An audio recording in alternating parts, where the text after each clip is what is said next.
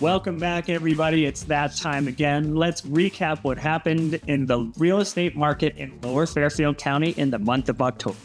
For those of you who are first-timers, I'm Chris Halstead, Managing Director of Sales with Brown Harris Stevens, Connecticut. And each month, I give a little summary on the sales activity across the 12 towns we cover down the county. Before we get into the numbers, I have to mention what an incredibly beautiful fall we've had here. The weather has been phenomenal. Granted, we could use a little rain, and the colors have been absolutely beautiful. Speaking of beautiful, I have the great pleasure of coming to you today from one of our incredible new listings here in the heart of Darien. 8 Prospect Avenue is a quintessential center hall colonial on a highly sought-after street. Now, homes like these are rarely available, and the activity Becky Monroe, our fabulous listing agent, has already seen is a testament to that. She's been swamped. Comprised of 5 bedrooms and 3 full baths, the house oozes character. Chock full of custom-built cabinetry and moldings, it is not to be missed. Make sure to reach out to Becky to schedule an appointment to see 8 Prospect Avenue or others like it. All right, on to the meat of it. I kicked off last month's report and with some positive news, and I'm excited and frankly relieved to report there's more positive news this month. Since I've traditionally started with inventory, let's start there. As you all know, low inventory has been the obstacle we've been struggling with. Year-over-year inventory numbers have been consistently down for years, sometimes even hitting double-digit decreases. However, over the course of the year, that delta has been getting smaller and smaller. And as I mentioned, we've slowly been approaching an equilibrium. Now, September was actually the first month since January of 2020 where we saw a year-over-year improvement of 4% bump.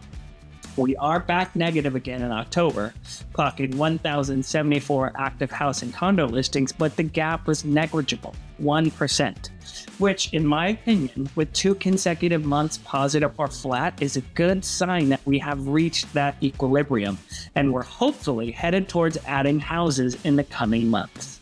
So, listings are good, but what does that mean for sales? And this is the more exciting data point. With inventory up in September, we saw a marked jump in pendings in October. As of the end of October, there were 418 pending sales.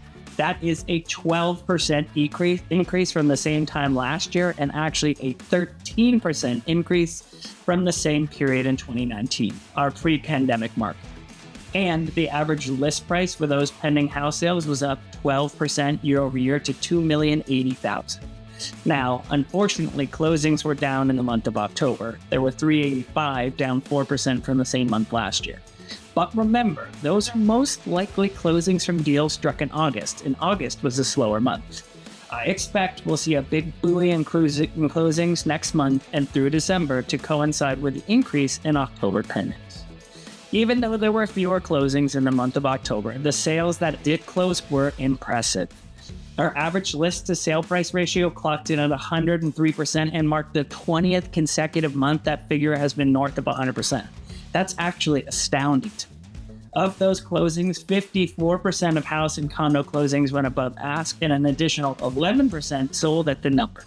In my mind, there is no better data point available to demonstrate buyers' interest. And the data syncs up with anecdotal stories I've heard day in and day out of multiple bid scenarios, best and finals, and things being sold in a nanosecond. To that point, it is interesting to point out that house closings average just 45 days on the market, which is down 13% from a year ago. And get this, condos average just 31 days on the market in October, which was down 56% from the same period last year. That's bananas. So, Chris, what does this mean, you ask? It's plain and simple. We're in a strong seller's market, and at the risk of sounding like a broken record, if you are on the fence about selling, there hasn't been a better time to do it. Literally every indicator points in your favor. I think you'll be surprised at what your home is worth today and how quickly you'll sell it. Give me a call, and we'll talk about how you can take advantage of it. All right, I'm going to quickly wrap it up touching on mortgages. this may be the one negative takeaway from today's report. After realizing a 0.3 cut in rates on the heels of the Fed's rate cut in September, some of the other economic indicators actually pushed rates up by more than half a point, landing us squarely in the mid-sixes. Now, it will be interesting to see what happens with rates through the balance of the year, and there is some expectation that they'll come back down again. But for the time being, the sixes plus or minus some tenths may just be the new norm. We'll have to wait and see.